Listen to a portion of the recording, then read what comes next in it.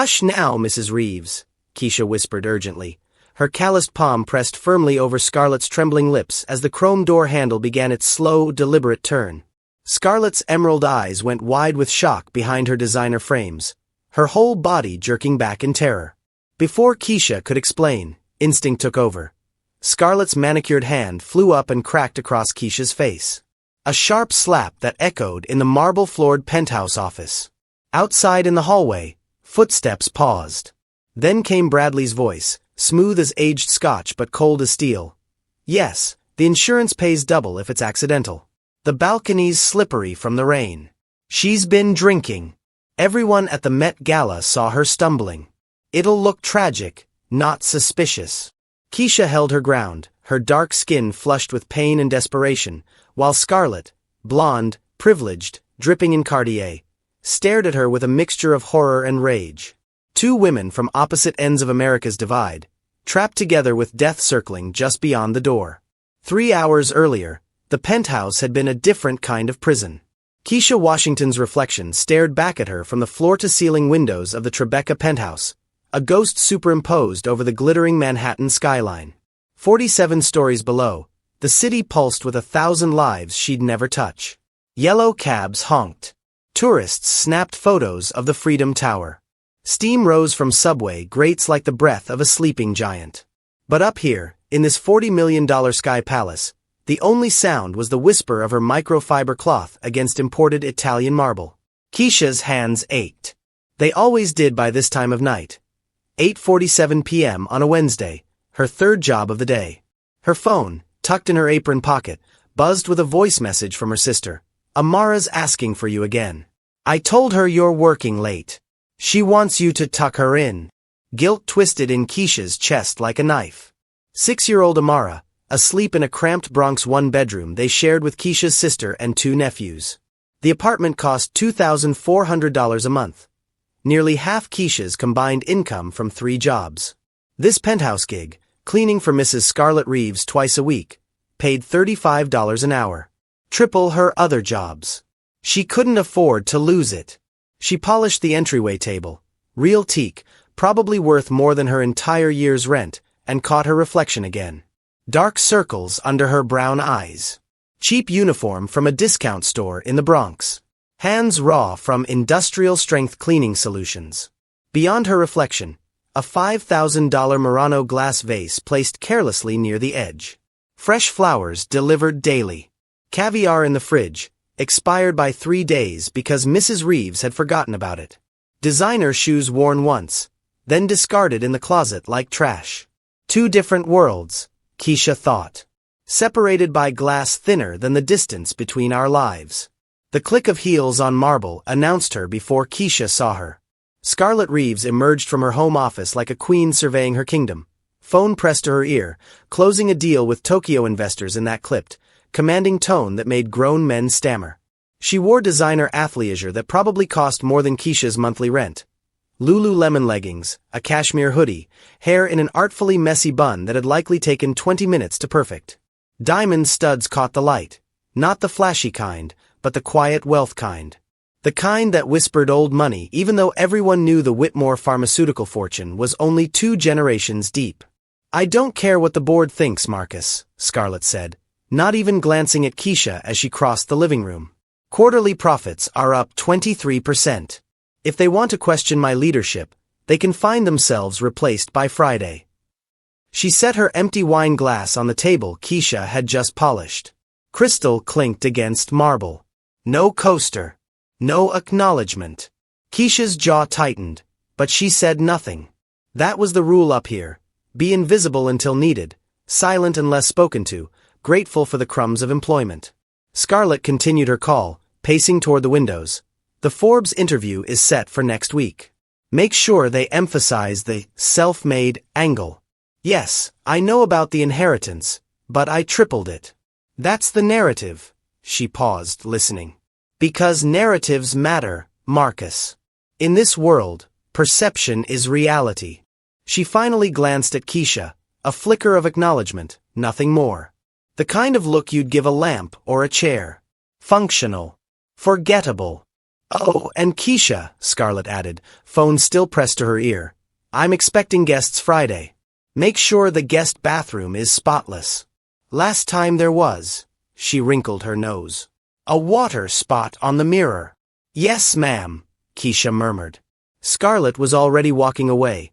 Her attention returned to the call, to the empire she commanded from this glass tower.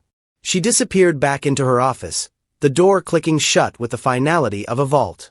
Keisha exhaled slowly, wiping away the ring left by the wine glass. $200 an hour, she makes, Keisha thought, watching moisture bead where the glass had been. And I scrub away her fingerprints for 35. The front door opened with the soft beep of the security system disarming. Darling, I'm home. Bradley Reeves's voice carried that easy charm that probably closed million-dollar deals before lunch. He appeared in the entryway, all tailored Armani suit and perfect teeth, looking like he'd stepped out of a Wall Street journal spread on power couples who have it all. He spotted Keisha and flashed that million-dollar smile. Evening, Keisha. Still here. You work too hard. Just finishing up, Mr. Reeves, she said quietly. Please, it's Bradley. He loosened his tie, moving toward the bar cart. How's your daughter? Amanda, right? Amara, sir. Of course. Amara. Beautiful name. He poured himself 2 fingers of scotch, Macallan 25, the bottle alone worth $2,000. She must be, what, 5? 6. 6, sir. Wonderful age. They still believe in magic at that age, don't they? He took a sip, his smile never wavering. Perfect. Practiced. Tell her Uncle Bradley says hello. Keisha nodded, uncomfortable with the familiarity but unwilling to correct him. He wasn't her uncle. He wasn't anything to Amara except the husband of the woman who paid her bills. Bradley called out toward the office. Scarlett, sweetheart. Finish up that call. We need to discuss the gala tomorrow. I had the tux pressed. Scarlett's muffled voice through the door. 10 minutes, Bradley. He chuckled, shaking his head indulgently. That woman. Brilliant, but she'll work herself to death. He glanced at Keisha. You know how she is. Always pushing. That's what made her successful, I suppose. But Keisha noticed something. His hand, the one holding the scotch glass, trembled. Just slightly. Just enough. His smile, perfect as it was, didn't quite reach his eyes. They were calculating. Distant.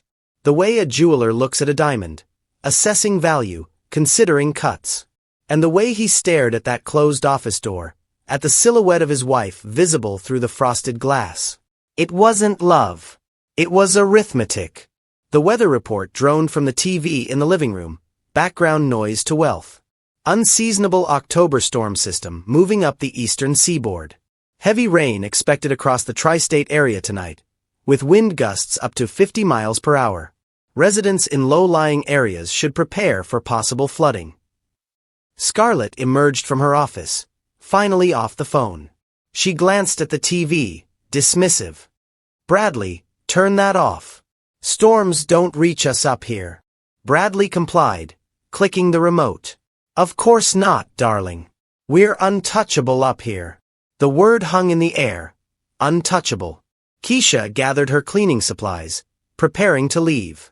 She needed to catch the subway back to the Bronx, pick up Amara from her sisters, maybe, if she was lucky, get 4 hours of sleep before her 6 a.m. shift at the hospital laundry service. But as she moved toward the library to collect the duster she'd left on the bookshelf, she heard it. Bradley's voice. Low. Urgent. In the hallway just around the corner. At first, she thought he was on another business call. Then she heard the words. Tonight. After the gala. The balcony railing. Keisha froze behind the bookcase, her heart suddenly pounding. Insurance pays double for accidental death. Her grandmother's voice echoed in her memory. Big storms don't care how high you build your walls, baby girl. They find their way in. Outside, thunder rumbled. The first drops of rain hit the windows. And Keisha Washington realized the storm wasn't coming from the sky. It was already inside. Keisha's cleaning supplies slipped from her fingers. The bottle of wood polish hit the Persian rug with a muffled thud. $60, 000 worth of handwoven silk absorbing the sound. She didn't breathe. Didn't move. Bradley's voice continued, drifting through the heating vent that connected the hallway to the library. The penthouse's ventilation system, designed to circulate air efficiently, now carried his words with crystal clarity. She's been drinking more lately. Everyone noticed at the Met Gala last month. She stumbled getting into the car. The photos are already online. Yes, that's the point. It builds the narrative. Exhausted billionaire, too much pressure, tragic accident on a stormy night. Amanda's ready. She'll play the grieving best friend perfectly. We wait 6 months, maybe a year, then, yes. The prenup doesn't matter if she's dead. That's the entire point of this. $2.3 billion, plus the $50 million insurance payout. No one suspects anything. I'm the devoted husband. The perfect power couple. The balcony railing's already been loosened. I did it last week during the safety inspection. One good shove in the rain, and she goes over. 47 stories. They'll find her on the terrace below. Tragic accident. Poor Scarlett worked herself to exhaustion. Keisha's blood turned to ice. She'd heard these words before. Different man, different plan, but the same cold calculation. Her stepfather, 16 years ago, talking on the phone about her mother. Stairs are slippery when you mop them. Accidents happen. 3 days later, her mother was dead. The police had ruled it accidental. Case closed. And Keisha, 16 and terrified, had stayed silent. Because who would believe a poor black girl accusing her white stepfather of murder? She'd lived with that silence every day since. Not again. Not again. Bradley's footsteps started moving. Toward Scarlett's office. Keisha checked the time on her phone. 9:18 p.m. Wednesday nights, Scarlett always worked late on quarterly reports. The office door would be closed but not locked. She never locked it. Why would she, in her own fortress? Keisha's mind raced. If I do nothing, she dies. Tonight, or tomorrow after the gala, but she dies. If I intervene, I lose everything. My job. My credibility. Possibly my safety. But if I stay silent. She saw Amara's face. Heard her daughter's voice from last week. Mama, you help people at the hospital. That makes you a hero. Keisha looked down at her raw, chemical-burned hands. Hands that scrubbed toilets and polished marble. Hands that society deemed worthless. But hands that could save a life. She didn't think. She moved. Abandoning her supplies, she ran, through the library, across the living room, her sneakers silent on expensive rugs. Bradley's voice echoed from the hallway. Darling, I brought you tea. Chamomile, your favorite. The tea. Oh God, the tea. Keisha burst through Scarlett's office door. Scarlett looked up, shocked. What on earth? Keisha lunged forward just as the hallway door handle began to turn. Her hand clamped over Scarlett's mouth. What are you doing? Scarlett's eyes screamed, though her lips stayed muffled beneath Keisha's palm. Outside, Bradley's footsteps paused. Keisha leaned close, her voice barely a breath. Don't talk. Please. If you scream, if you say his name, he'll know we're here. And you'll die. Scarlett's eyes, those cold, dismissive emerald eyes that had looked through Keisha for 4 months, finally saw her. Really saw her. And in them, Keisha saw the same thing she'd seen in the mirror 16 years ago, the night before her mother died. Terror.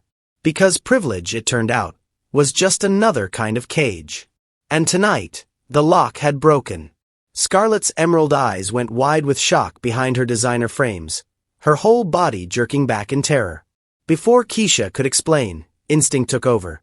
Scarlett's manicured hand flew up and cracked across Keisha's face. A sharp slap that echoed in the marble-floored penthouse office. The slap echoes in the silence like a gunshot. Keisha's cheek burns, a hot, stinging brand that radiates down her jaw. But her hand doesn't move from Scarlett's mouth. Her palm stays pressed firm against those trembling lips, even as her own eyes water from the impact. Outside, Bradley's footsteps stop. Scarlett. His voice carries concern, edged with something sharper. I heard something. Are you all right? Keisha's eyes lock onto Scarlett's, pleading. Please. Please don't speak. But Scarlett's emerald eyes blaze with fury. Not fear, not yet. Just rage. Pure, entitled rage at being touched by the help. Her hands come up, shoving against Keisha's shoulders, trying to break free. Keisha holds firm. Scarlett slaps her again. Harder this time. The sound cracks through the office like breaking glass. Then Scarlett does something worse. She spits. The saliva hits Keisha's cheek, warm and humiliating, sliding down toward her jaw. Keisha flinches, not from pain, but from the degradation of it. The absolute contempt in that gesture. You are nothing. You are less than nothing. Scarlett's eyes scream what her mouth cannot. How dare you touch me? Tears prick Keisha's eyes. Not from the slaps. Not from the physical pain. From the knowledge of what she is in this moment. A black woman with her hands on a white woman's body. Every generation of her family's history condensed into this single, dangerous second. But she doesn't let go. Because 16 years ago, she let go. She stayed silent. And her mother died. The door handle jiggles. Once. Twice. The door's locked. Bradley's voice shifts, still honey-sweet, but with an edge now. A knife wrapped in silk.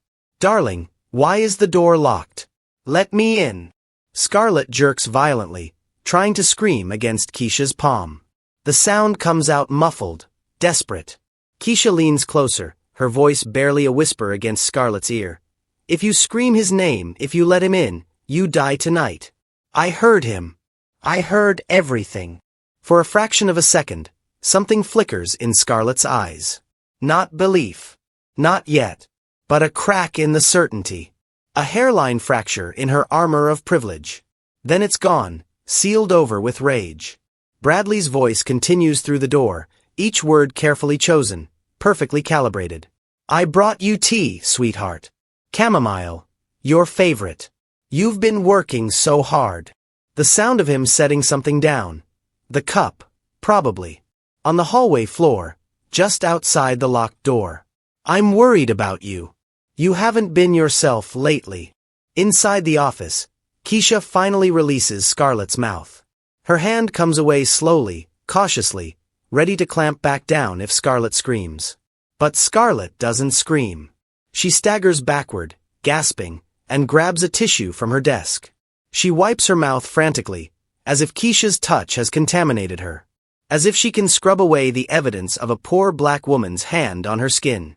They stare at each other across the desk lamp's golden light. Beyond the windows, the storm darkens the city, rain beginning to streak the glass in rivulets that look like tears. Bradley's voice, muffled but clear. Everyone's noticed you've been stressed. Even Amanda mentioned it at lunch yesterday. She's concerned about you. Amanda. The name hangs in the air between them. Scarlett's best friend since Vassar. The woman who'd been maid of honor at their wedding. The woman who, according to what Keisha overheard, is Bradley's accomplice. Please, sweetheart, Bradley continues, his voice dropping to that intimate tone he probably uses in bed. Let me help you. Let me in. We can talk about whatever's bothering you. Each word is a brick in the wall he's building. The narrative of Scarlett's instability. The foundation for her tragic accident. Keisha wipes the spit from her face with her uniform sleeve, the cheap polyester absorbing the humiliation. Her hands shake, but she stands her ground. Scarlett's breathing is ragged. Her perfectly applied makeup, the kind that costs $300 at Sephora, is smudged beneath her eyes. For the first time since Keisha started working here 4 months ago, Scarlett Reeves looks human. And terrified. But not of Bradley. Of Keisha. What the hell do you think you're doing? Scarlett's voice is low, venomous, barely above a whisper. Her hands grip the edge of her desk, knuckles white. Mrs. Reeves, please listen. Keisha starts. Listen. Scarlett's laugh is sharp, bitter. You put your hands on me. You assaulted me in my own home. In my own office. I had to.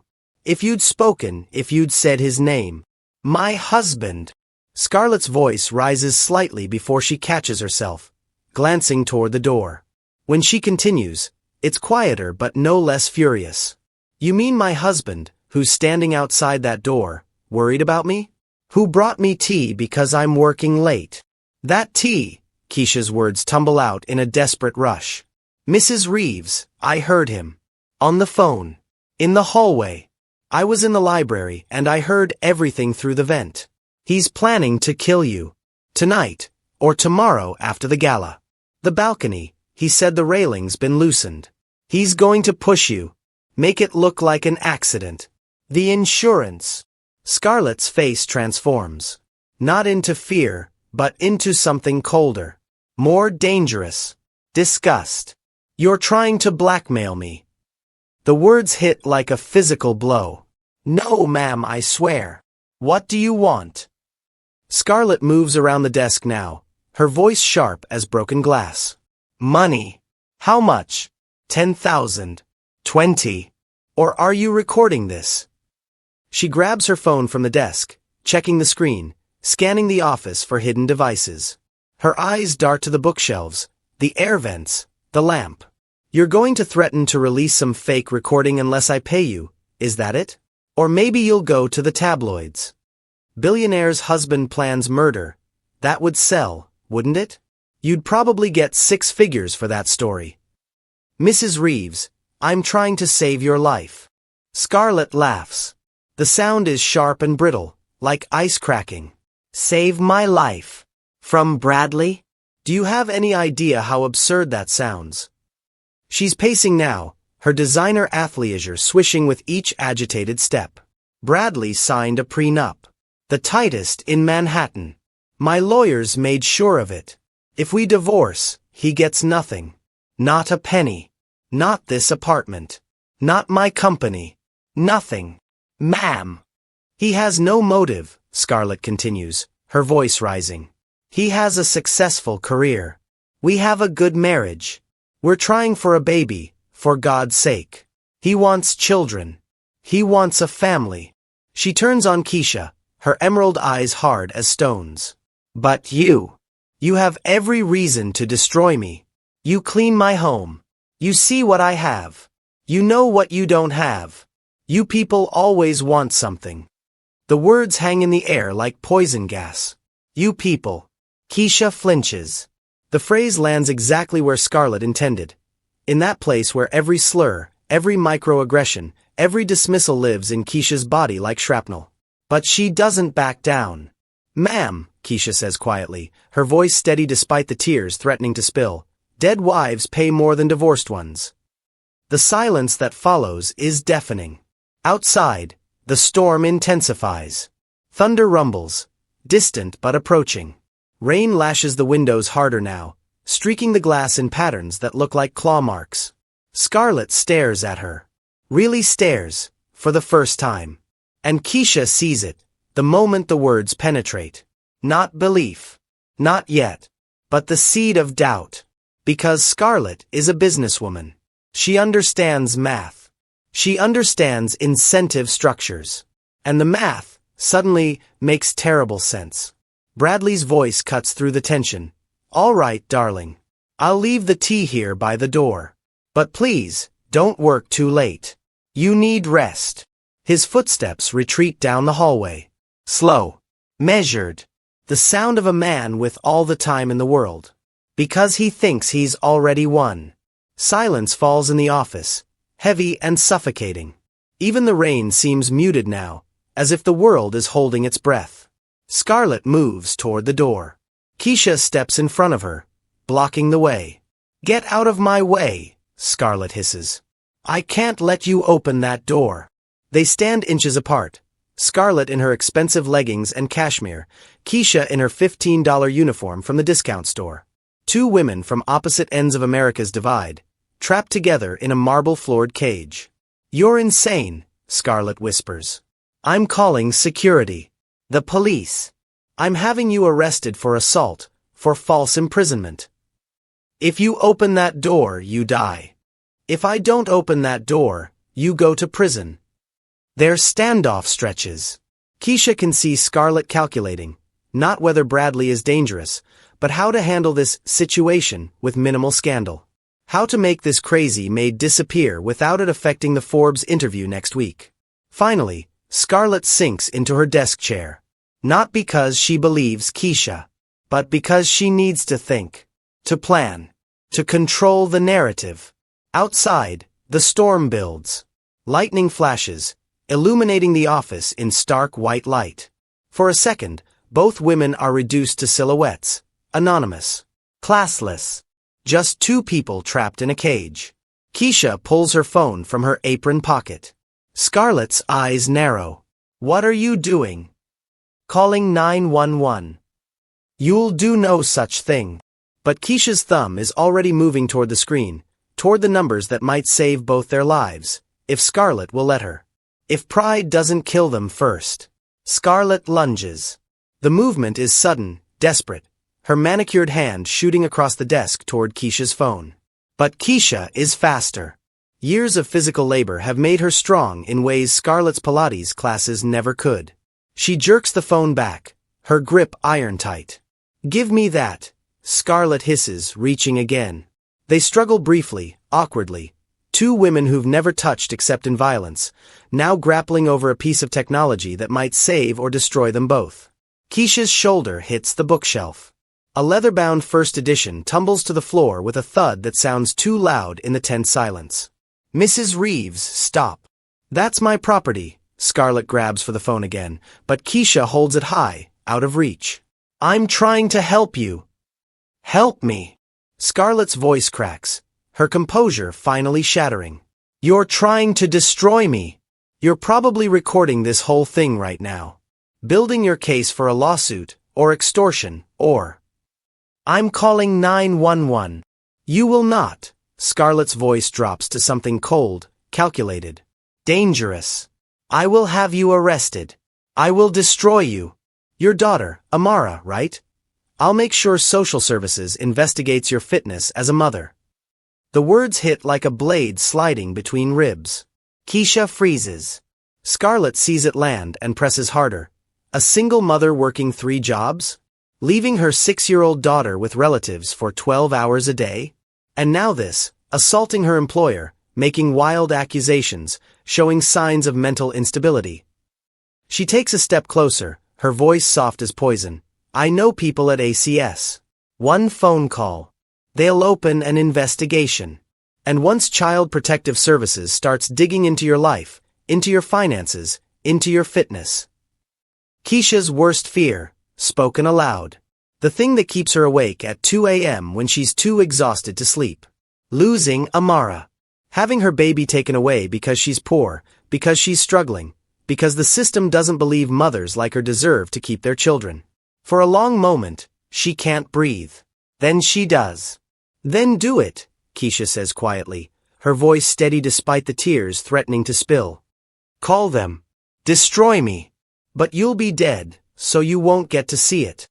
Scarlett's mask cracks. Just slightly. Just enough. Uncertainty flickers across her face. The first time Keisha has seen anything except contempt or rage. I know you don't believe me, Keisha continues, her voice raw. I know you think I'm lying, scheming, whatever story you need to tell yourself.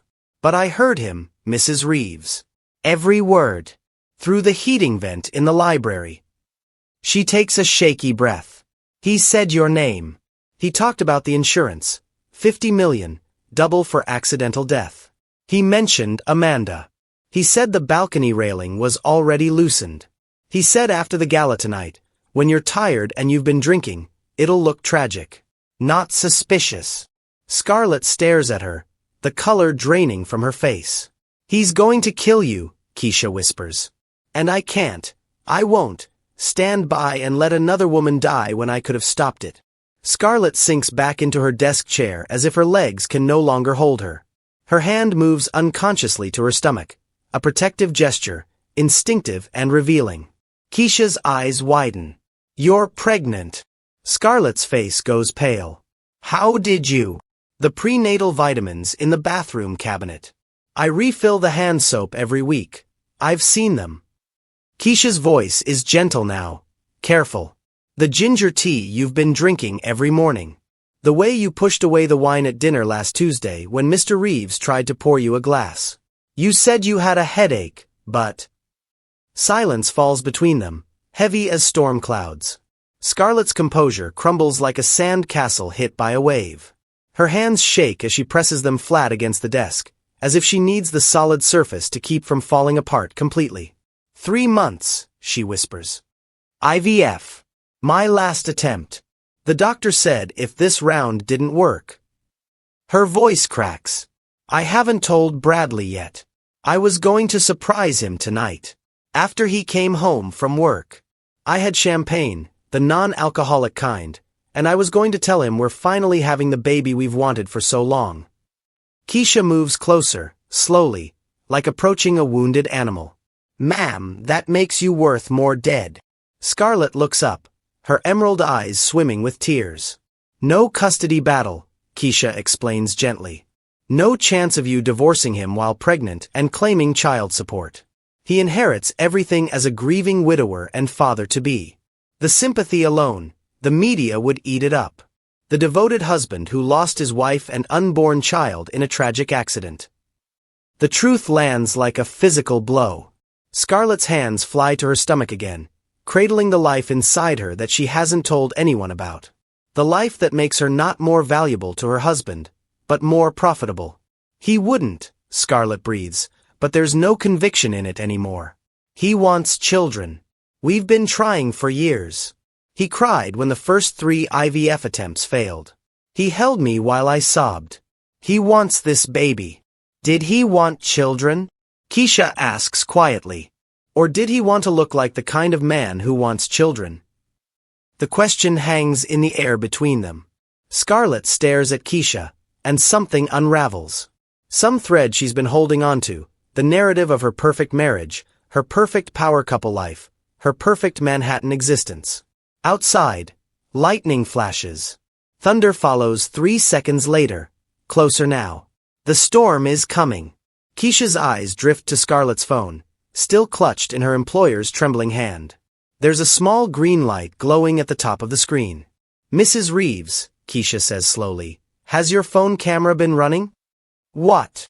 Scarlett blinks, following Keisha's gaze. No, I closed all my apps when I started working tonight. She looks down at her phone. Her face drains of color. The camera app is open. Recording. The timestamp shows 47 days, 14 hours, 23 minutes of continuous footage. That's not possible, Scarlett whispers. I never. Her hands shake as she opens the photo library. Hundreds of videos. Thousands. All dated, time-stamped, organized into folders with clinical precision, evening routine, work stress, drinking, medication. Keisha leans over her shoulder as Scarlett clicks on a random video from 2 weeks ago. The footage shows Scarlett in this same office, late at night. She's crying, not the pretty kind of crying from movies, but the ugly, gasping kind. Mascara streaming down her face. A glass of wine in her hand.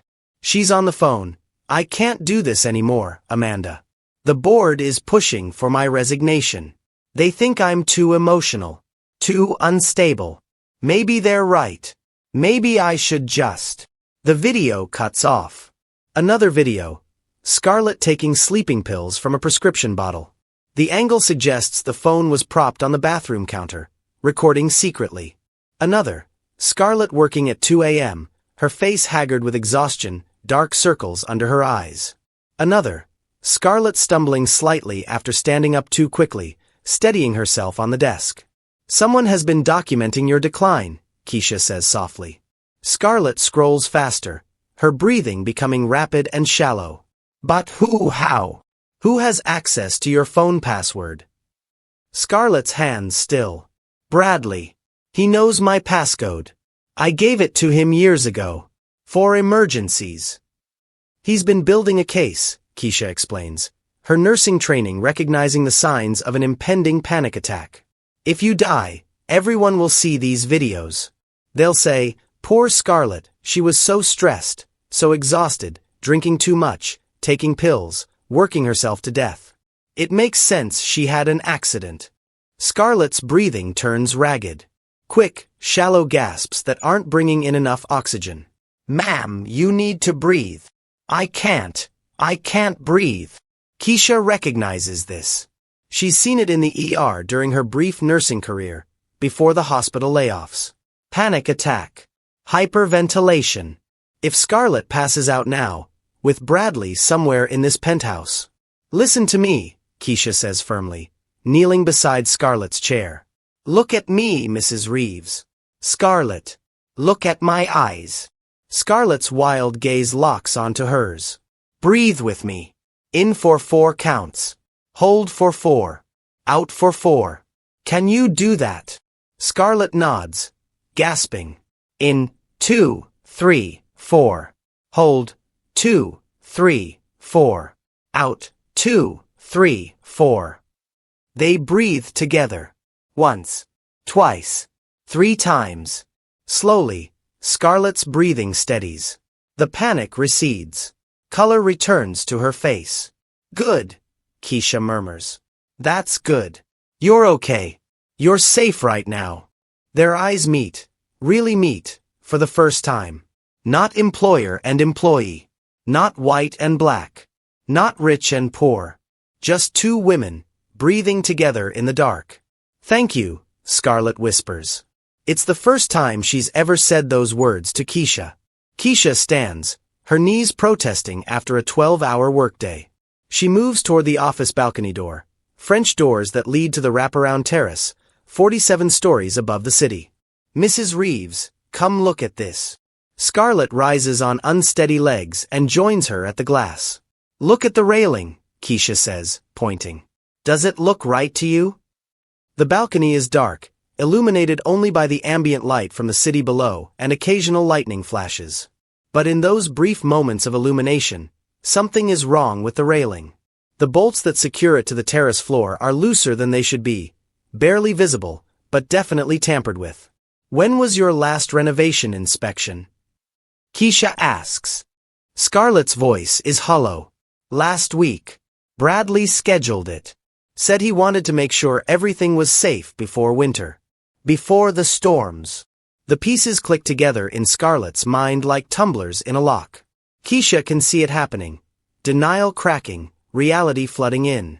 The loving husband who scheduled the safety inspection. The loosened railing. The hidden camera footage documenting her instability.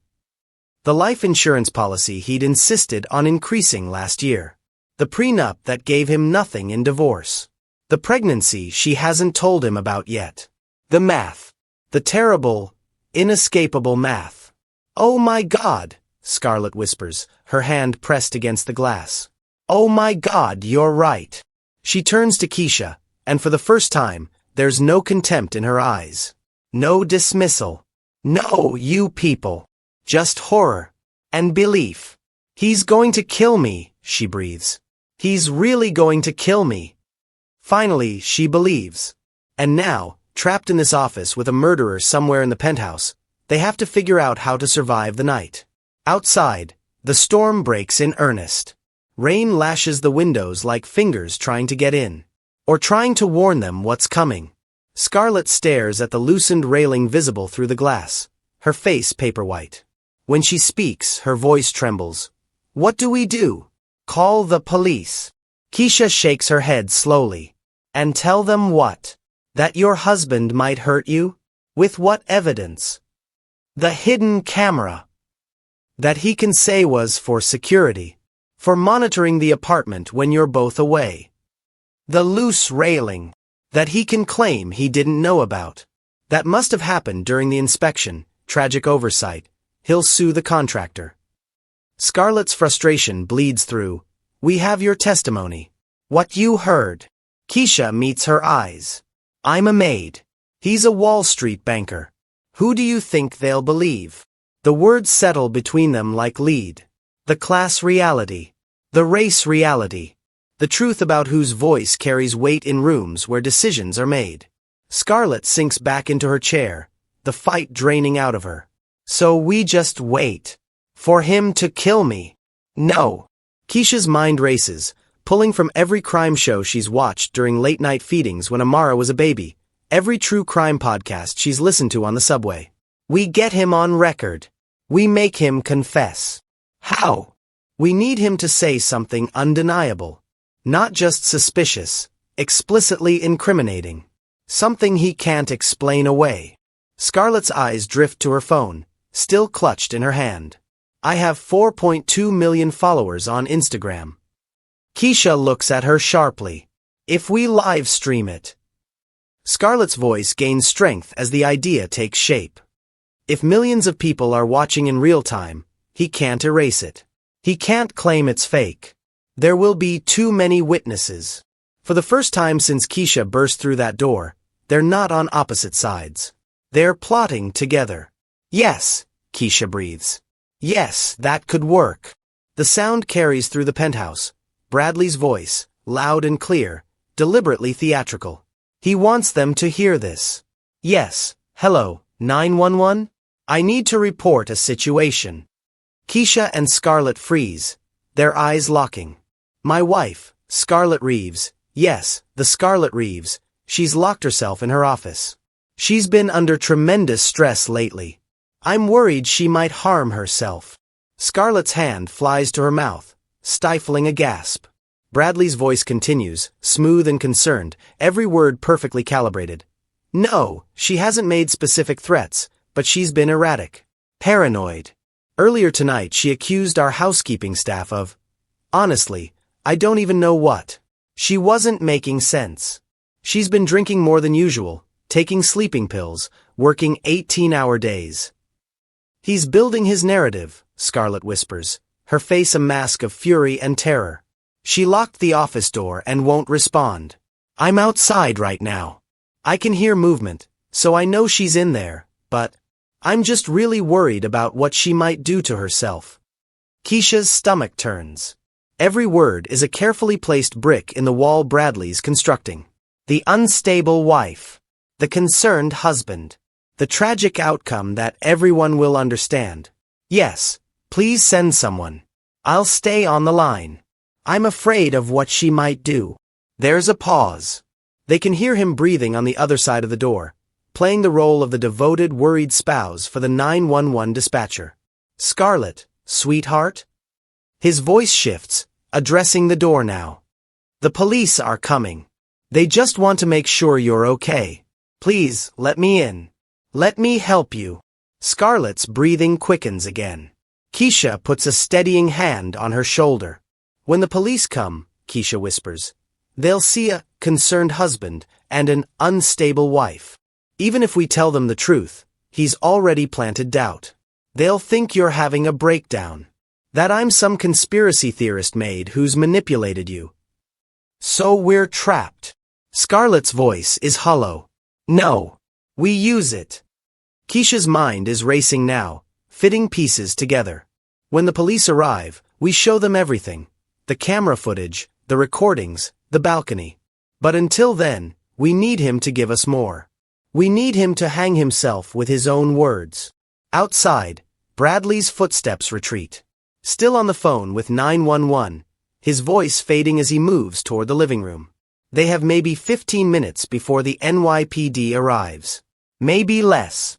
We need to do this now, Keisha says. Scarlett's hands shake as Keisha shows her how to set up the Instagram Live function. Audio muted, Keisha instructs, her voice low and urgent. Screen dimmed so he doesn't see the light if he comes back. The camera shows us in the office, and we'll type captions explaining what's happening. This will destroy my reputation. Scarlett's finger hovers over the Go Live button. The company's stock will crater tomorrow. The board will use this as ammunition to force me out. Everything I've built. You'll be alive, Keisha says simply. Their eyes meet. Scarlett's emerald gaze holds fear, calculation, and something else. The dawning realization that being alive to face scandal is better than being dead and eulogized. Do it, Scarlett whispers. She taps the button. The screen shifts. Live appears in red at the top. The viewer count starts at 0, then begins climbing. 12. 47. 156. 312. Oh God, Scarlett breathes, watching the numbers accelerate. People are joining. 1,049 viewers. 2,341. 5,872. The comments section explodes. Scarlett? What's happening? Is this real? OMG, someone call the police. Where is she? Why is there no sound? This looks like her penthouse. I recognize it from Architectural Digest. Keisha takes the phone, her thumbs moving quickly across the screen, typing a caption. Trapped in office. Husband outside. Overheard murder plot. Need help. Police coming, but we're afraid. This is real. Please don't stop watching. The comments section detonates. What? Someone call 911 now. I'm calling NYPD. What's the address? Tribeca Penthouse, 77, Worth Street, I think? Everyone screen record this now. This better not be a publicity stunt. Her face. Look at her face. That's real terror. The viewer count hits 15,000. Then 23,000. The algorithm has caught on, pushing the live stream to more feeds, recognizing the engagement, the urgency, the viral potential. Scarlett watches the numbers climb, her face a mixture of horror and grim determination. This is it. Her private life, her terror, her potential murder, all broadcast to millions. But she's not dead yet. And now the world is watching. Bradley's footsteps return. Heavier this time. Purposeful. His voice, when it comes, has lost all pretense of warmth. Scarlett, the police are on their way. They'll want to talk to you. I've told them you're not well. He's close to the door now. Just on the other side. A pause. Then his voice drops, darker, more honest. You know, if you just drunk the tea earlier, this would all be over. Quick. Peaceful. But now it's complicated. Keisha's blood runs cold. She angles the phone toward the door, making sure the live stream captures this moment.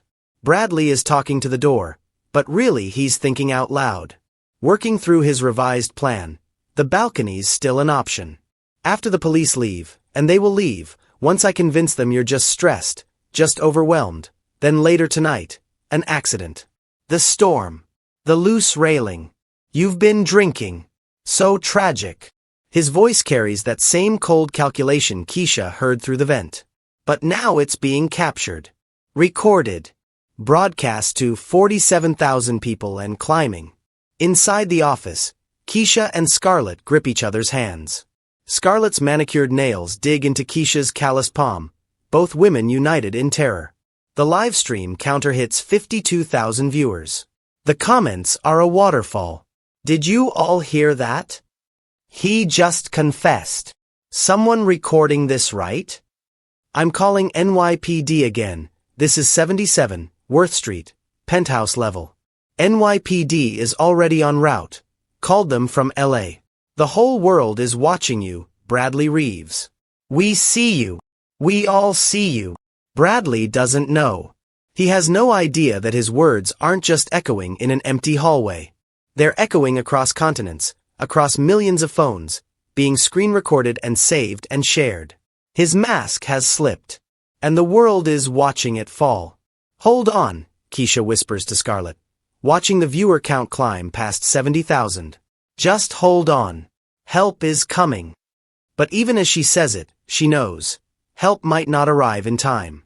And Bradley is still out there, circling, hunting, revising his plan.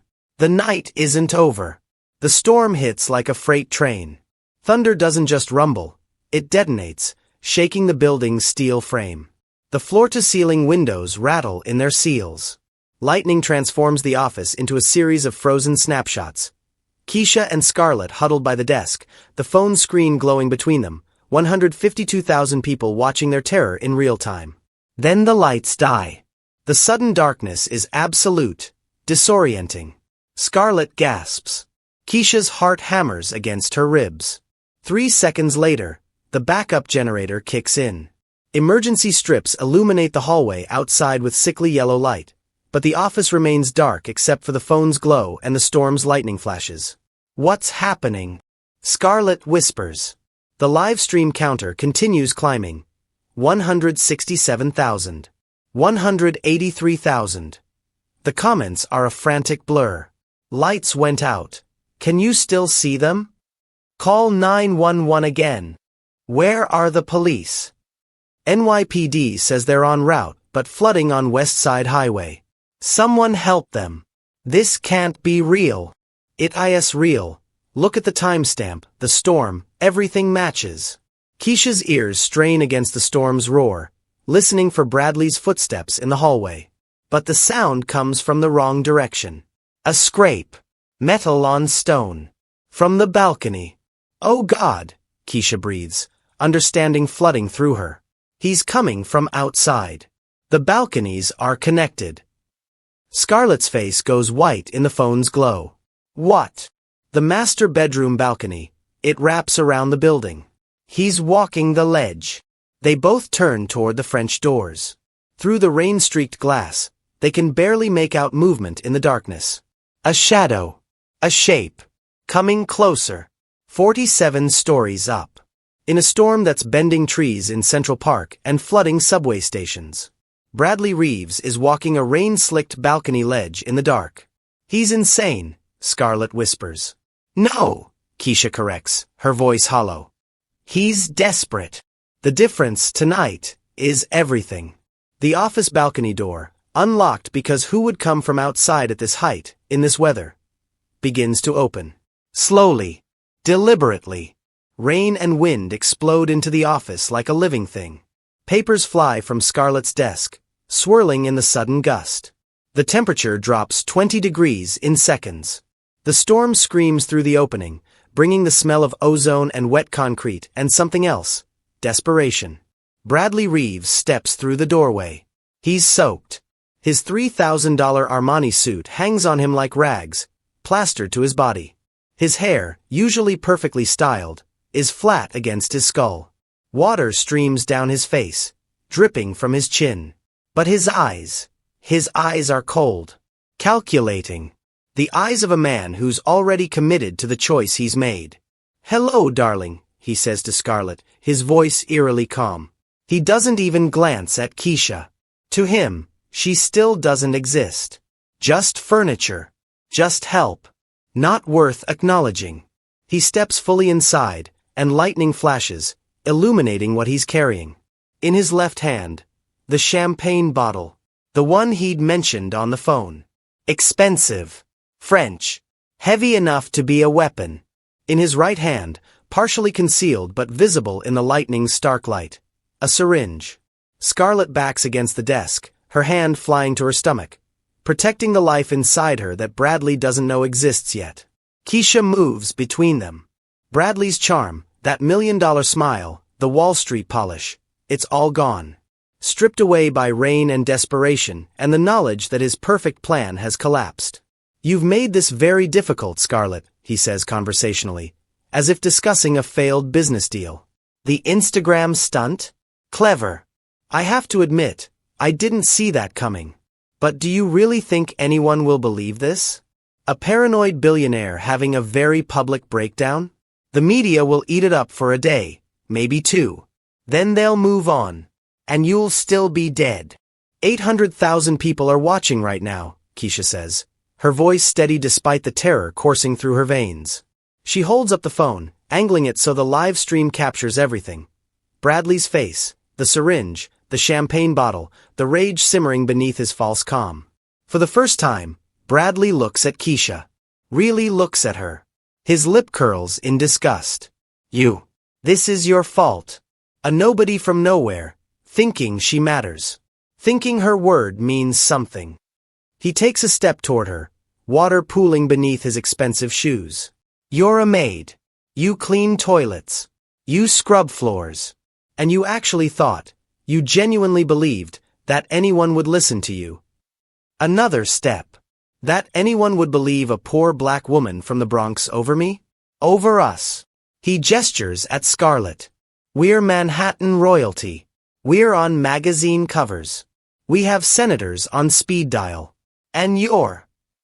He searches for the word, his face twisting with contempt. You're nothing. Keisha's hand tightens on the phone. I'm the person who heard you planning to murder your pregnant wife. Bradley's eyes flicker to Scarlett. Pregnant. Scarlett's silence is answer enough. Something shifts in Bradley's expression. Not joy at the news of impending fatherhood, but recalculation. A businessman adjusting the spreadsheet. Well, he says softly, dangerously. That does change the narrative, doesn't it? The grieving widower who lost both his wife and his unborn child. The sympathy would be. He smiles, and it's the most terrifying thing Keisha has ever seen. Enormous. He lunges for the phone. Bradley is fast. Faster than Keisha expected. His hand clamps around her wrist, twisting viciously. The bones grind together. Pain explodes up her arm. She cries out, her fingers spasming open. The phone skitters across the wet marble floor, spinning toward the open balcony door. Toward the rain. Toward the edge 47 stories above the city. On the screen, visible to 947,000 viewers now, the camera angle goes wild. Ceiling, floor, a dizzying spin that captures Bradley's face twisted in rage, Keisha's hand reaching desperately, Scarlett's horror-stricken expression. The comments explode. No, no, no. The phone. Someone stop him. Where are the police? I'm watching a murder happen live. Scarlett screams, not a polite scream, not a society page scream, but something raw and primal that comes from a place deeper than her Manhattan polish ever reached. She grabs the nearest object on her desk, a Crystal Award, Businesswoman of the Year 2023, heavy as a brick and sharp-edged, and swings it with every ounce of desperate strength she possesses. It connects with Bradley's back. The sound is sickening. Dull. Wet. The crystal doesn't shatter. It's too expensive, too well-made for that. But Bradley does. He roars, releasing Keisha, spinning on Scarlett with pure, undiluted rage contorting his features into something inhuman. You bitch, he screams. You've ruined everything. He charges at her, the champagne bottle forgotten, the syringe dropped somewhere in the chaos. His hands reach for her throat, those same hands that held her on their wedding day, that signed their marriage license, that touched her face and whispered promises. Now they reach to kill. Keisha doesn't think. She throws herself at his legs, a desperate tackle she learned watching her nephews play football in the Bronx. All momentum and fury and the knowledge that if she fails, Scarlett dies. All three of them crash toward the open balcony door. Rain lashes their faces. The wind screams. They hit the threshold where marble meets stone, where inside meets outside, where safety meets a 47-story drop. The city glitters below them, impossibly far, impossibly beautiful. A million lights that don't care if they live or die. Bradley recovers first. He's bigger, stronger, and running on the adrenaline of a man who has nothing left to lose. He kicks Keisha in the ribs. Once. Twice. She gasps, vision spotting with pain. Something inside her cracks, not breaking, but definitely damaged. She can't breathe, can't move. Bradley turns his attention to Scarlett, who's fallen near the loosened railing. She's scrambling backward, her designer athleisure soaked through, her hair plastered to her face, all her polish and privilege stripped away by terror. Bradley reaches for her ankles, his face a mask of cold determination. One push. That's all it would take. One push and she goes over the edge, and the storm erases everything, and Bradley becomes the tragic widower, and Keisha becomes the crazy maid who tried to destroy a marriage, and the truth drowns in the rain. Through the storm, through the thunder, through the screaming wind. Sirens. Not one. Multiple. Converging from different directions. Bradley freezes, his hands inches from Scarlett's ankles. Keisha, ribs screaming with every breath, reaches for the phone on the balcony floor. It's wet, the screen cracked from the fall, but still recording. Still streaming. She holds it up with shaking hands, pointing it at Bradley. At his position over Scarlett. At the rage on his face. At the murder in his eyes. 1.2 million people, Keisha gasps, each word agony. They all see what you are. Bradley's eyes snap to the phone. To the cracked screen showing the live stream counter. 1,247,893 viewers. The comments are a waterfall. NYPD is coming. We see you, Bradley Reeves. The whole world is watching. You're done. Monster. Every second is being recorded. You can't erase this. Bradley's face crumbles. The final mask, the one he's worn his entire life, the one that got him into Yale and onto Wall Street and into Scarlett's bed, shatters completely. He looks at the phone. At the million-plus witnesses. At Scarlett cowering by the railing. At Keisha bleeding on the balcony floor. And he knows. It's over. The perfect plan. The careful construction. The narrative he'd built brick by brick. All of it, destroyed by a maid with a phone and a billionaire who finally fought back. Below, the sirens grow louder. The cavalry is coming. But up here, 47 stories above the city, 3 people remain frozen in a tableau of attempted murder. Captured, recorded, witnessed by over 1 million people who will never let the world forget what they saw tonight. Bradley Reeves's mask lies in pieces at his feet. And the whole world is watching him stand there, naked and exposed, with nothing left but the truth. The penthouse door explodes inward. NYPD. Hands where we can see them. Get down. Now. The NYPD Emergency Service Unit floods onto the balcony. Tactical gear, weapons drawn, moving with the precision of a military operation. 6 officers, maybe 8, their boots thundering across marble and then stone. Bradley jerks upright, his hands flying into the air. Thank God you're here. She's completely unstable. My wife, and this woman, the maid, she's on the ground. Now. 2 officers tackle him. Bradley hits the wet balcony stone face first. The sound of it, bone meeting rock, is visceral and satisfying. His arms are wrenched behind his back. Zip ties bite into his wrists with a plastic zip that cuts through the storm's roar. She's insane. Bradley screams into the stone, rain streaming down his face. The maid poisoned her against me. This is a setup. I'm the victim here. I was trying to help. Sir, we need you to stop talking, one officer says, hauling him to his feet. You don't understand. Check her Instagram. It's all fake. She's having a breakdown. I called you for her. But the officers aren't listening. They've been briefed. The 911 dispatcher relayed information about the Instagram live stream. Officers watching from their patrol cars. The entire department's digital unit monitoring in real time. They've seen everything. One officer, a woman in her 40s with kind eyes and a no-nonsense demeanor, approaches Scarlett carefully, as if approaching a frightened animal. Ma'am, Mrs. Reeves, are you hurt? Do you need medical attention? Scarlett stares at her, trembling. She's soaked through, her designer athleisure clinging to her body.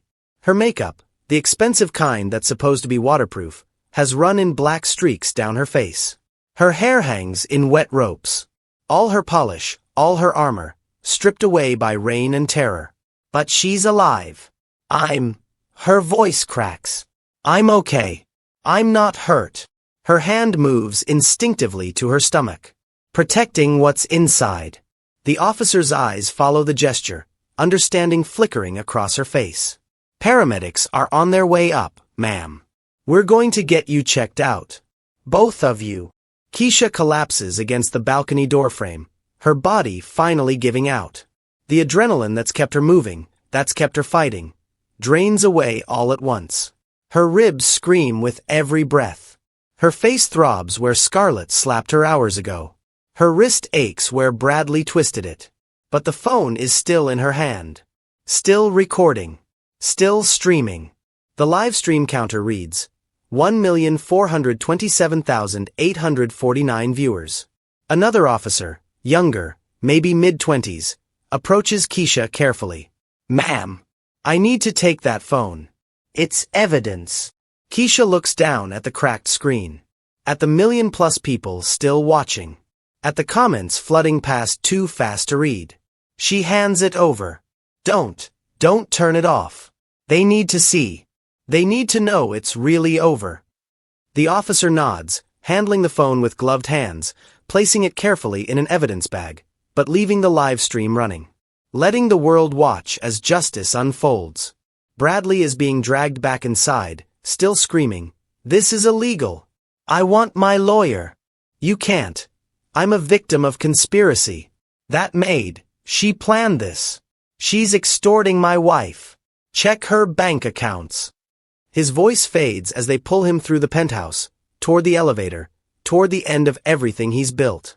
Scarlett moves then, stumbling across the balcony to where Keisha slumps against the doorframe. She drops to her knees in the water and the rain, and for the first time since this nightmare began, she reaches for Keisha's hand. She grips it tightly, desperately. "She saved me," Scarlett tells the officers, her voice breaking, tears mixing with rain. "She saved my baby. She heard, she tried to warn me, and I didn't believe her. I said, God, I said terrible things." Keisha squeezes her hand back, exhausted beyond words. "I couldn't let silence win. Not again." The officer with the kind eyes nods slowly, and Keisha sees something in her expression. Recognition. Understanding. Maybe this woman knows what it's like to speak up and not be believed. Maybe she's fought her own battles against silence. "You did good tonight, Ms. Washington," the officer says quietly. "Real good." It's the first time anyone in uniform has spoken to Keisha with respect instead of suspicion. The first time she's been Ms. Washington instead of ma'am in that tone that really means know your place. Keisha's tears finally come. Not from pain. Not from fear. From relief. The paramedics arrive like a swarm. Efficient, professional, gentle. They wrap thermal blankets around both women. Check vitals. Shine lights in eyes. Keisha's ribs are bruised but not broken. They'll hurt like hell for weeks, but nothing that won't heal. Scarlett is physically unharmed, but in shock, her blood pressure elevated, her hands shaking so badly she can't hold the water bottle they offer her. "The baby," Scarlett keeps saying. "Is the baby okay?" "We'll get you to the hospital, ma'am. Get you checked out properly. But your vitals are strong. Everything looks good." Detectives arrive next. Gold shields, tired eyes, notepads already filling with preliminary information. They need statements.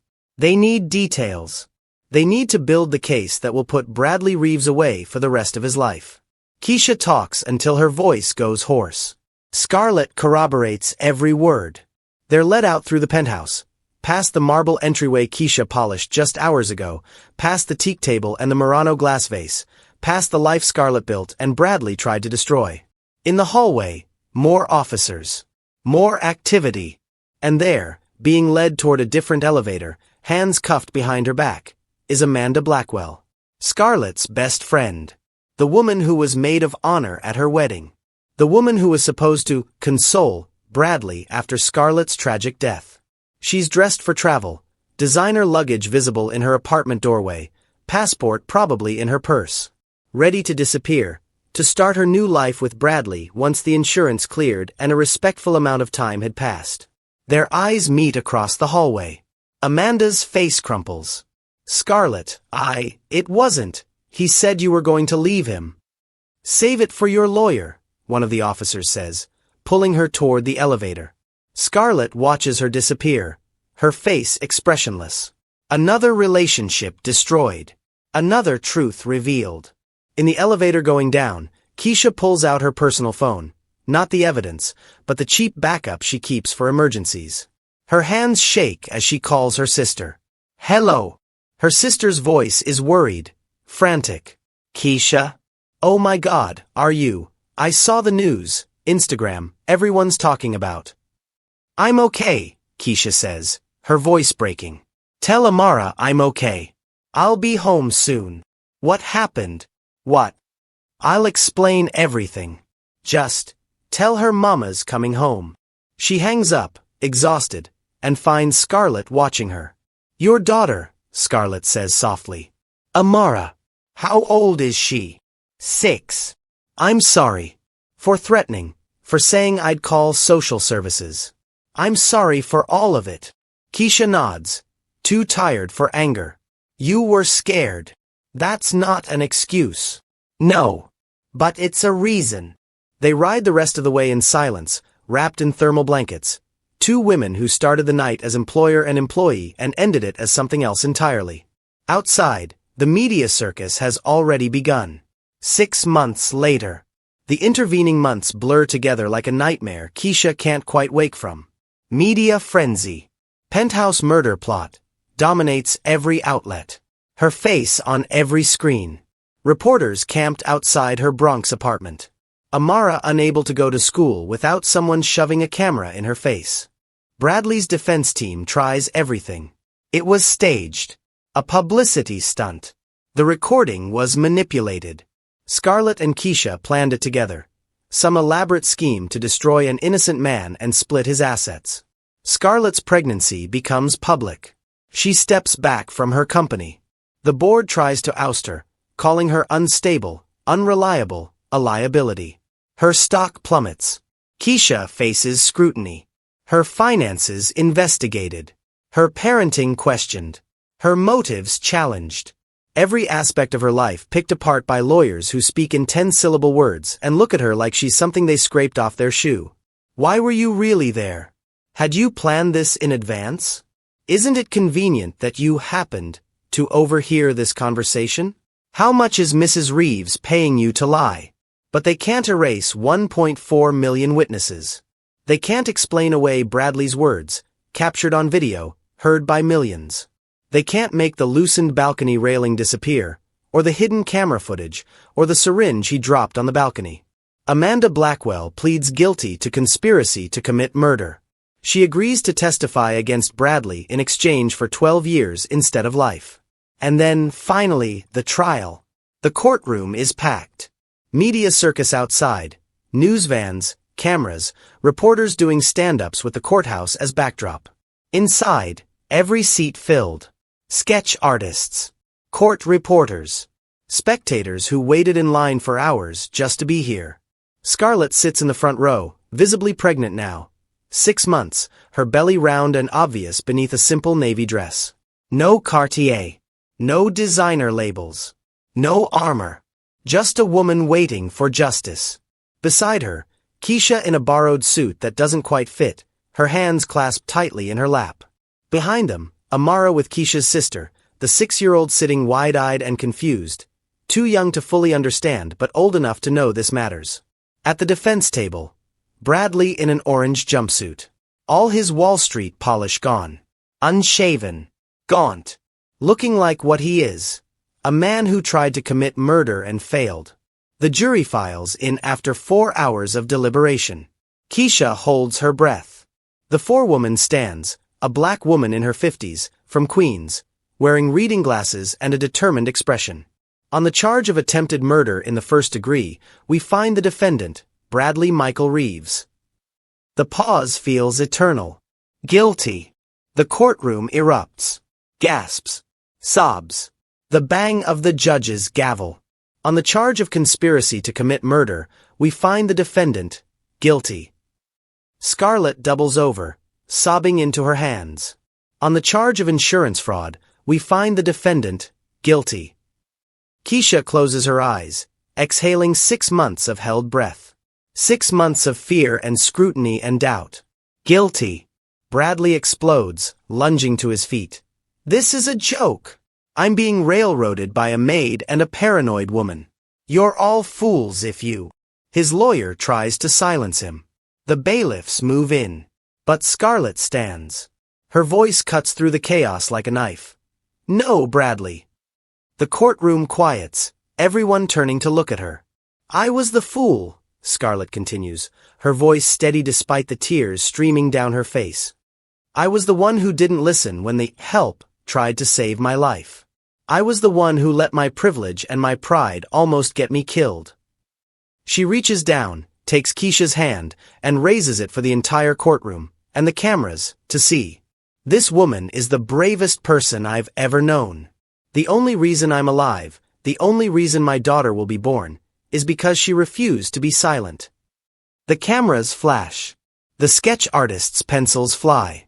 The moment captured, preserved, broadcast to a world that's been watching this story unfold for 6 months. Two women from opposite worlds, hands clasped, united by survival. Bradley is dragged out, still screaming threats that no one listens to anymore. And Keisha Washington, former maid, current hero, finally allows herself to believe. It's over. Justice won. The grand ballroom of the Mandarin Oriental had hosted presidents, tech moguls, and celebrities launching vanity projects that would be forgotten by next quarter's earnings call. But today, the energy felt different. Electric. Dangerous. Even. Every major outlet had sent their top journalists. CNN, MSNBC, Fox News, The New York Times, The Washington Post, international press from London, Tokyo, Paris. Camera operators jostled for position. Photographers perched on stepladders at the back. The air smelled of expensive cologne, coffee, and the particular tension that comes when a story is about to break wide open. Keisha Washington stood backstage, staring at her reflection in a full-length mirror she'd probably cleaned a version of in some rich person's home. The borrowed Armani suit, navy, perfectly tailored by Scarlett's personal stylist, felt like a costume. Her hands, still bearing the faint scars from years of cleaning chemicals, trembled as she smoothed the lapels. "You look beautiful," Scarlett said softly, appearing beside her. 8 months pregnant now, she wore a simple cream dress that cost less than the suits she used to wear to board meetings. No Cartier. No designer labels. Just a woman about to become a mother, standing beside the woman who'd saved her life. "I look like I'm playing dress-up," Keisha whispered. "Scarlett, I can't do this. Those people out there, they're going to eat me alive. I'm a maid from the Bronx who barely finished 2 years of nursing school. What do I know about running a foundation?" Scarlett turned Keisha to face her, hands firm on her shoulders. "You know what it's like to be invisible. You know what it's like when no one believes you. You know what it costs to speak up." Her voice dropped. "That's the only qualification that matters." The stage manager knocked. 2 minutes, ladies." Keisha's stomach lurched. Through the gap in the curtains, she could see the crowd, hundreds of faces, all waiting to judge her, to question her motives, to decide if a woman like her deserved to stand on a stage like this. "I can't," she breathed. "Yes, you can." Scarlett squeezed her hand. "We do it together. Like everything else." The curtains parted. Light exploded in Keisha's vision. Camera flashes like lightning, the roar of voices, the weight of 1,000 eyes. Scarlett walked to the podium first, and the room gradually quieted. She stood there, 8 months pregnant, no makeup artist's armor, no corporate polish, just raw, honest presence. "For years," Scarlett began, her voice steady despite the slight tremor in her hands, "I lived in a bubble of privilege. I thought wealth protected me. I thought my name, my company, my power made me safe." She paused, and Keisha saw tears gathering in her eyes. "But I was wrong." The room was so quiet you could hear the air conditioning hum. Scarlett turned, extending her hand toward Keisha. "This woman, Keisha Washington, saved my life and the life of my daughter. But more than that, she taught me something I should have learned long ago." Keisha forced herself to walk forward, to take Scarlett's hand, to stand in that blinding light. Silence is not safety. Silence is complicity. The words hung in the air like a bell that couldn't stop ringing. "That's why," Scarlett continued, her voice growing stronger, "today, I'm announcing the establishment of the Washington Initiative, a foundation dedicated to supporting domestic violence survivors, with a specific focus on women of color who are statistically the least likely to be believed, the least likely to be protected, and the most likely to die in silence." She reached beneath the podium, produced a document thick as a phone book. "This foundation is endowed with $100 million from my personal assets. Not my company. Not my trust fund. My money, earned through my work, given freely to ensure other women don't have to choose between silence and survival." Gasps rippled through the press corps. $100 million wasn't a tax write-off. It was a commitment. "Keisha Washington will serve as executive director," Scarlett announced, her voice cutting through the murmurs, "with full operational authority and a 7-figure salary befitting her courage, her competence, and her lived experience." Keisha's head snapped toward Scarlett. What? They'd discussed the foundation, yes, but Scarlett had never mentioned. The room erupted. Questions shouted from every direction. Camera flashes like strobe lights. Scarlett raised her hand for silence. It took a full minute for the room to settle. "I can never repay what Keisha did for me," she said quietly. "But I can make sure other women, like her, like me, never have to make the choice she made. Never have to risk everything to save someone who doesn't even see them as human." Her voice broke on the last word, and she took a moment to compose herself. "I'm also stepping down as CEO of Whitmore Reeves Beauty, effective immediately, to focus entirely on this work. My company made me wealthy." She looked directly at Keisha. "This foundation will make me worthy." The room exploded again. This was news. Seismic, stock-moving, career-defining news. A billionaire abandoning her empire for advocacy work. Scarlett stepped back from the podium. "Keisha." The invitation clear. The stage hers. Keisha's legs felt like water as she approached the microphone. It was too high, set for Scarlett's height. She fumbled with the adjustment, her hands shaking so badly she almost dropped it. Somewhere in the crowd, someone laughed. A small sound, barely audible, but it cut through her like glass. "You don't belong here," the laugh said. "You're playing at something you can't understand." She gripped the podium's edges, her knuckles going pale. Her voice came out as a whisper, barely caught by the microphone. She cleared her throat, tried again. "I didn't save Mrs. Reeves because I wanted recognition." Stronger now. Her voice finding its footing. "I did it because I know what silence costs." The room had gone still again, but it felt different now. People leaning forward instead of back. Listening instead of waiting. "My mama died 16 years ago," Keisha continued, "and she felt the tears coming but didn't fight them. Fell down the stairs in our apartment. The police called it an accident. Case closed. But I knew. I'd heard my stepfather on the phone 2 days before, talking about how stairs get slippery when you mop them. How accidents happen."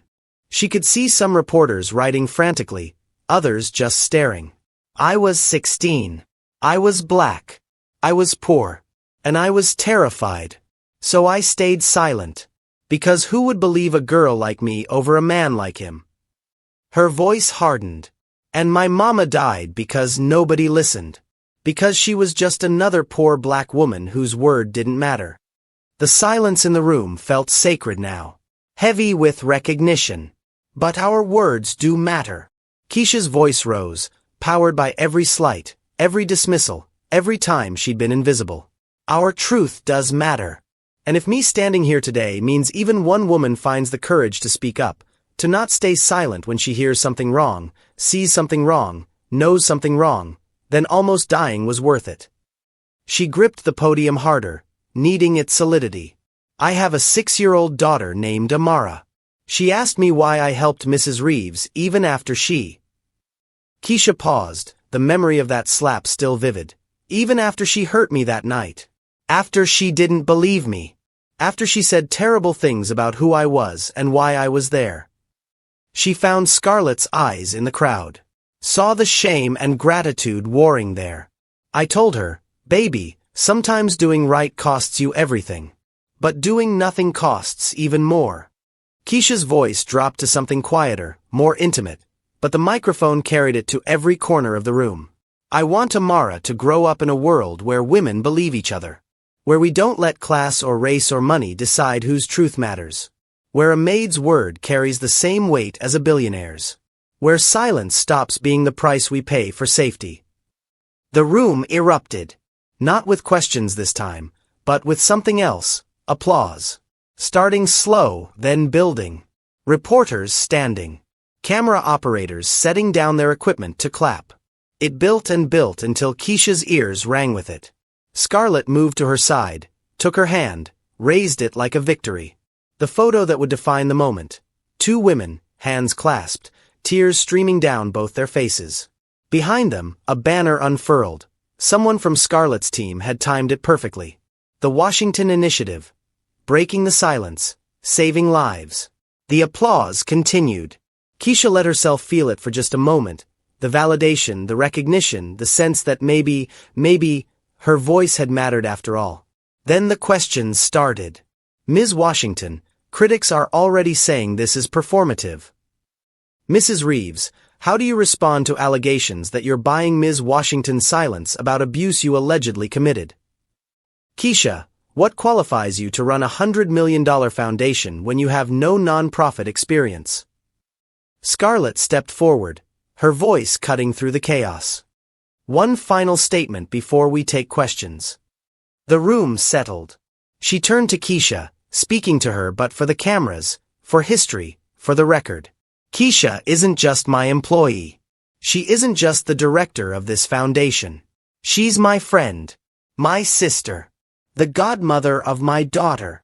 Her hand moved to her pregnant belly, the gesture unconscious and tender. When this baby is born in 6 weeks, she'll know from her first breath that the woman who saved her life is a hero. Not because of her bank account or her last name, but because of her courage. Because when silence was easier, when walking away was safer, Keisha Washington chose truth. Chose me. Chose my baby. Chose justice. Scarlett's voice broke. And I will spend the rest of my life making sure women like her, women who speak up, who risk everything, who refuse to let evil hide behind closed doors, are believed, protected, honored. The cameras captured it all. The tears, the solidarity, the transformation. And within minutes, the image would be everywhere. The green room felt like a sanctuary after the chaos of the press conference. Keisha collapsed onto a leather couch, still trembling from adrenaline and emotion. Her phone buzzed incessantly in her purse. Texts, calls, notifications flooding in faster than she could process. She pulled it out, scrolled through the deluge. Her sister. OMG, are you kidding me? Executive director? Keisha. Her old nursing school friend. Saw you on CNN. You're amazing. So proud. A number she didn't recognize. You're an inspiration. Thank you for speaking up. But then, Keisha Washington is a gold digger who manipulated a mentally ill billionaire. This foundation is hush money. The tweet had 47,000 likes, 12,000 retweets. The comments beneath it were vicious. She probably planned the whole thing. Scarlett Reeves had a breakdown and this woman exploited it. A maid running a $100 million foundation? This is a joke. She's going to steal every penny and disappear. Keisha's face must have fallen because Scarlett, who'd been talking to her publicist in the corner, immediately crossed to her. She read over Keisha's shoulder, and Keisha watched her jaw tighten. Don't, Scarlett said quietly. Don't read those. Maybe they're right. Keisha's voice came out small, defeated. Maybe I shouldn't be the face of this. I'm just a maid from the Bronx, Scarlett. I dropped out of nursing school because I couldn't afford it. I have a GED. I clean toilets for a living, or I did. Who am I to run a foundation? To stand on that stage and talk about? Stop. Scarlett's voice was sharp enough to cut. Right now, stop. She sat beside Keisha on the couch, their shoulders touching, and took the phone from her hands. Set it face down on the coffee table. Look at me. Keisha turned, and Scarlett's emerald eyes, the same eyes that had looked through her with contempt that terrible night, now held only fierce determination. You're the woman who saved my life when you had every reason to walk away. When I slapped you. When I spit in your face. When I threatened to take your child. You're the woman who refused to let silence win, even when speaking up meant risking everything. Scarlett's voice shook with emotion. You're the woman who taught me what real courage looks like. Not the boardroom kind. Not the close the deal kind. The kind that matters. The kind that saves lives. I'm scared, Keisha whispered. Scared I'll mess this up. Scared I'm not enough. Scared everyone will see through me and realize I'm just. Then we'll be scared together. The words hung between them. Simple. Powerful. But we won't be silent. Keisha heard the echo of that night. Don't talk. Her hand over Scarlett's mouth. The beginning of everything. Now transformed. We won't be silent. They sat there in the green room's artificial quiet, two women who'd walked through fire, now facing a world that would question their motives, their competence, their right to take up space and speak truth. Scarlet reached over and interlaced their fingers, brown and pale, calloused and soft, survivor and survivor. "They'll come for us," Scarlet said quietly. "The media, the trolls, the people who want us to fail. They'll say I'm performative. They'll say you're a con artist. They'll question every dollar, every decision, every word. I know. And we'll keep going anyway." Keisha looked at their joined hands. A year ago, Scarlet wouldn't have touched her except to push her away. Now here they sat, bound by trauma and triumph and the shared knowledge of what silence costs. "Amara asked me something last night," Keisha said softly. "She wanted to know if you were my friend now. If the lady from TV who used to be my boss was my friend." "What did you tell her?" "I told her you were my sister. That family isn't just blood. Sometimes it's the people who see you when everyone else looks away." Scarlet's tears came then, silent and steady. "I didn't see you. For 4 months, I looked right through you. You see me now. I'll never stop seeing you. I promise you that." From outside the green room, they could hear the continued chaos, reporters still clamoring for more, publicists managing the narrative, the machinery of media churning their story into headlines and hot takes and trending topics. But in this moment, it was just two women sitting in silence that felt like safety instead of danger. Scarlet's phone buzzed. She glanced at it, then showed Keisha the screen. #Washington Initiative is trending #1 worldwide. $250 million in pledges in the first 4 hours. 50,000 plus people sharing their domestic violence stories. Below that, a text from Scarlett's lawyer. "Foundation paperwork approved. You're official. Change the world, ladies." Keisha stared at the numbers. $250 million. Pledged by people who'd watched two women tell their truth and decided truth was worth investing in. "We can save so many people," she breathed. "We already are." Scarlet stood, offered her hand to pull Keisha up. "Come on. We have work to do. A foundation to build. Lives to save. And about 1,000 more reporters to face." Keisha took her hand, let herself be pulled to her feet. The Armani suit still felt like a costume, but maybe that was okay. Maybe she'd grow into it. Or maybe she'd redefine what power looked like, make it less about tailored suits and more about truth-telling. They walked toward the door together, toward the cameras and questions and the massive undertaking of turning trauma into purpose, pain into protection. Before they stepped back into the chaos, Scarlet paused. "Thank you," she said quietly. "For everything. For saving me. For believing in this. For standing beside me even after." "We don't have to keep apologizing to each other," Keisha interrupted gently. "We were both scared. We both survived. Now we make sure others survive too." Scarlet nodded, squeezed her hand once more. Then they opened the door and walked back into the glare of history being made, two women refusing to be silent, refusing to let anyone else suffer in silence, refusing to let the world forget that truth, no matter whose mouth speaks it, has the power to change everything.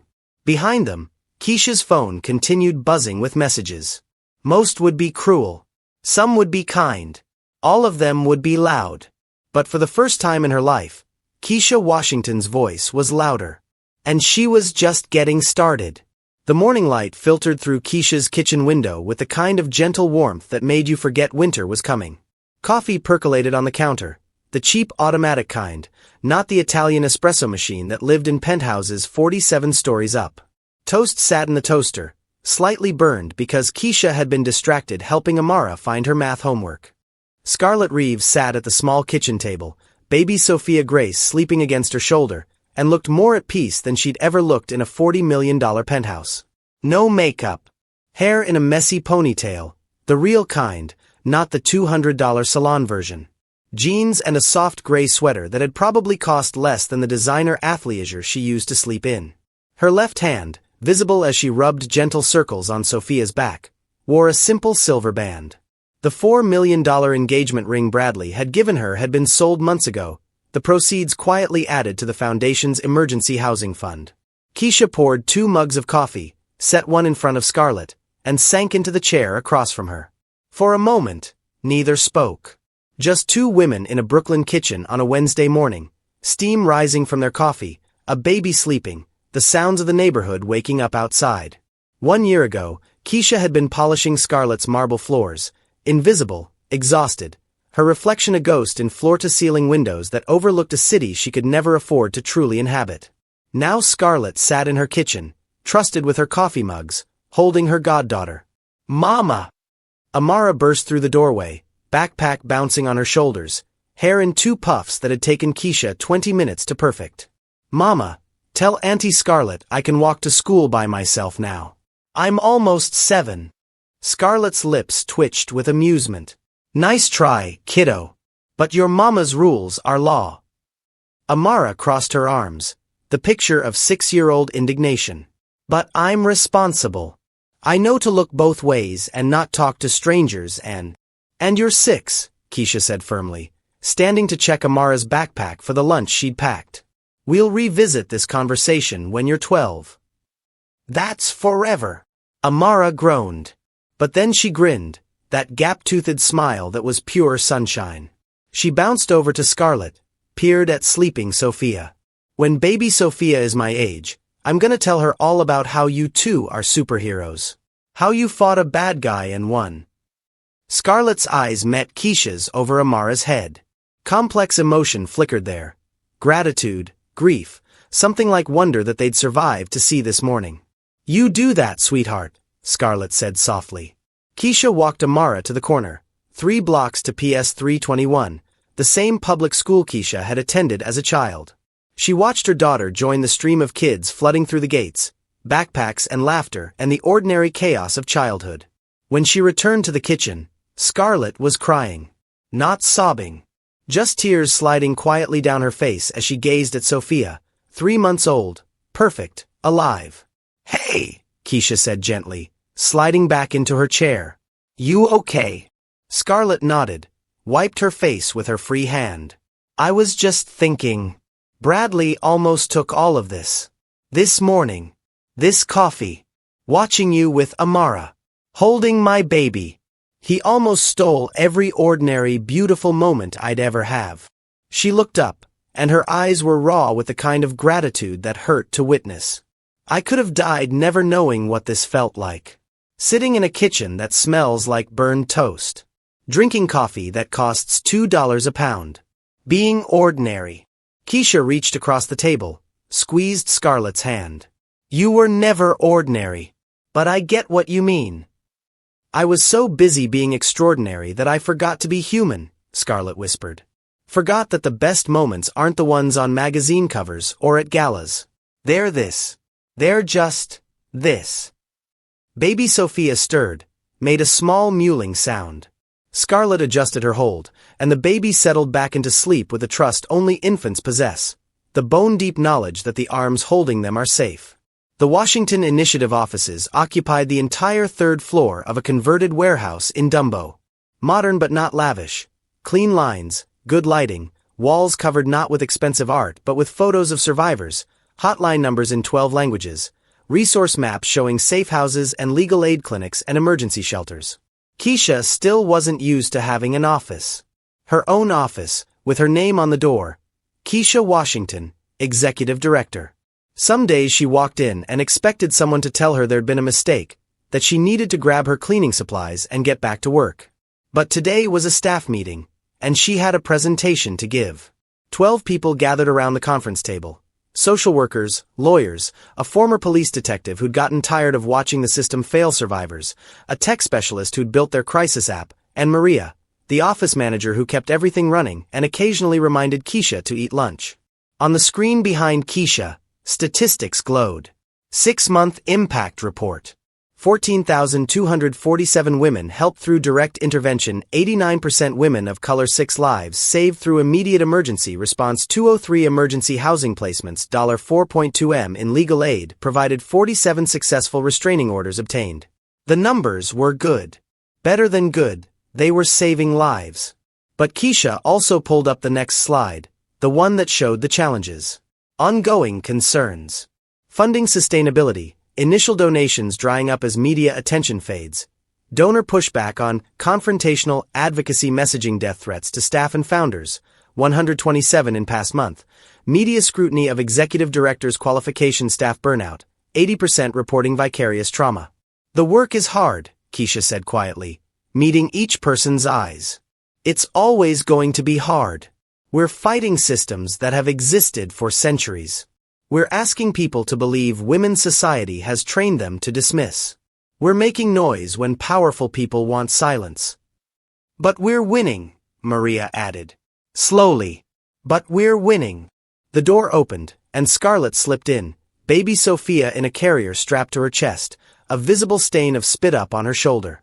Sorry, I'm late. Someone had opinions about her bottle. The room erupted in warm laughter. This version of Scarlett, flustered human, showing up to meetings with baby drool on designer jeans, was loved in a way the old Scarlett, all polish and intimidation, had never been. You're just in time for the good part, Keisha said, pulling up the next slide. New initiative. The Silent Witness Program. We're launching a training program for domestic workers, Keisha explained.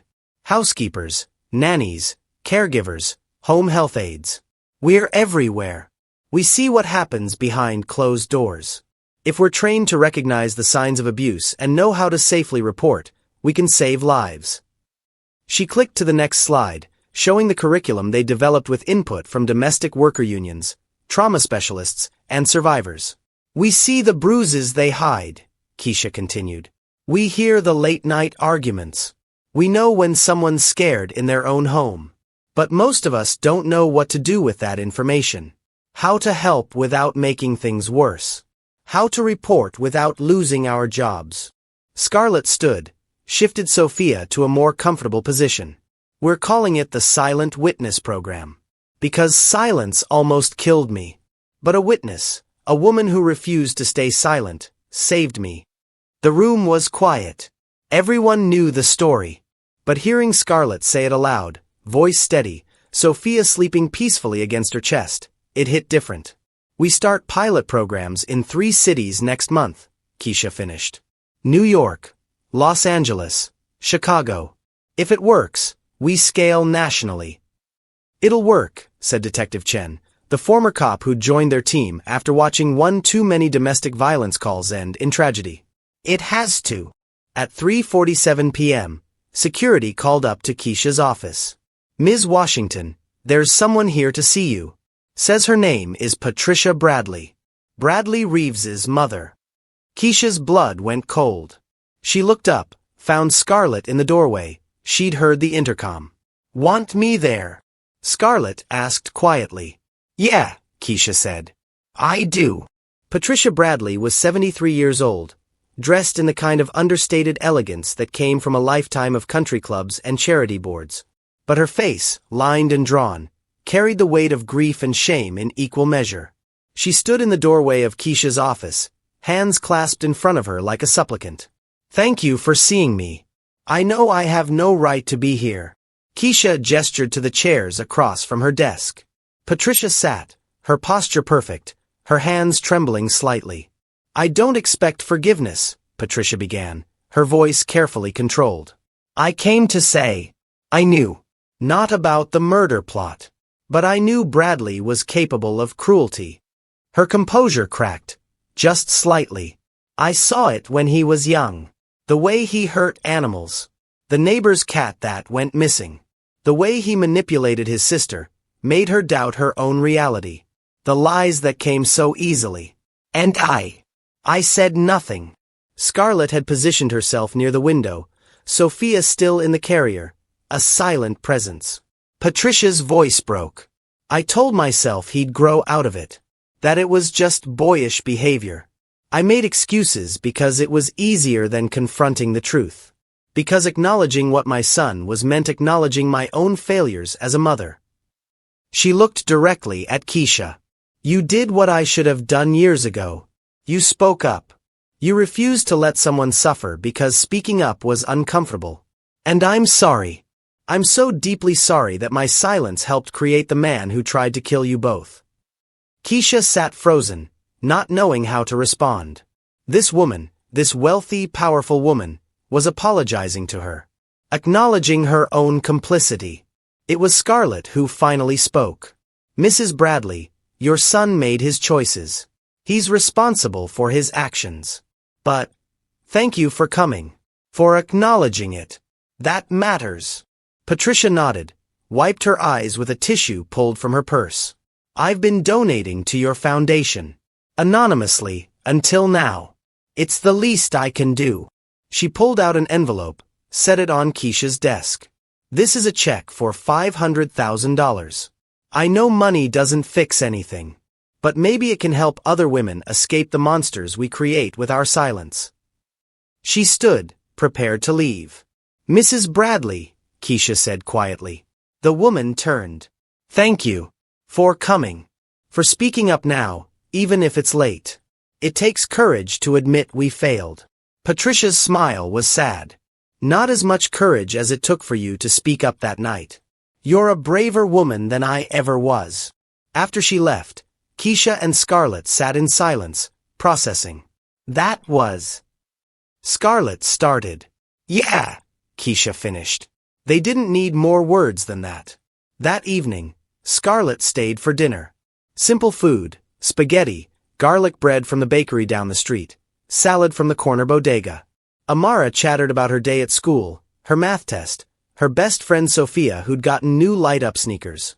Sophia slept in a portable crib in the living room, the soft sounds of her breathing a counterpoint to Amara's endless energy. After dinner, after Amara had been tucked into bed with 3 stories and a glass of water and one more hug, Keisha and Scarlett sat on the front stoop. The Brooklyn evening unfolded around them, neighbors walking dogs, kids playing stickball in the street, music drifting from open windows. Someone was grilling. The smell of charcoal and meat made Keisha's stomach rumble even though she'd just eaten. "You know what today is?" Scarlett asked quietly. "October 17th, Keisha said. 1 year. They sat in silence, remembering. The storm. The terror. Bradley's cold eyes.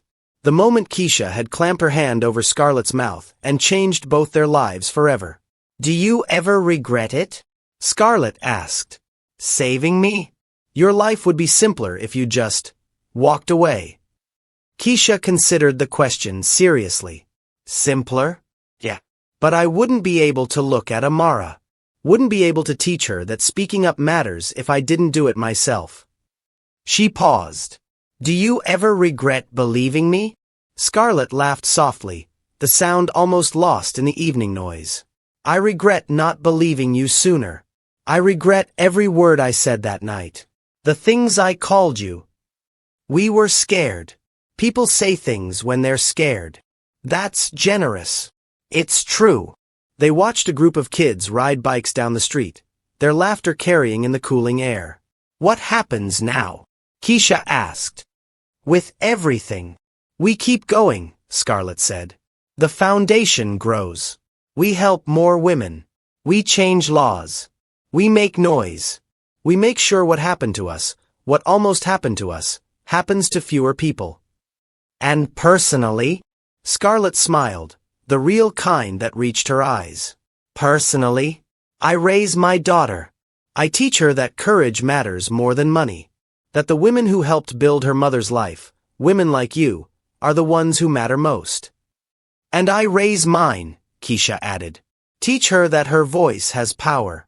That she doesn't have to stay silent to stay safe." They watched the street, so fundamentally different from that Tribeca penthouse with its marble floors and million-dollar views. "You know," Scarlett said almost casually, "I sold the penthouse. Couldn't go back there. I know. I read about it. I'm looking at places in this neighborhood, actually.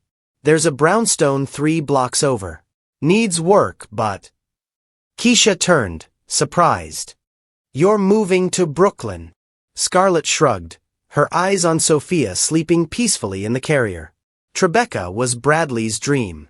Turns out my dream looks more like this. Neighbors who know your name. Streets where kids play. A place where I'm just Scarlett.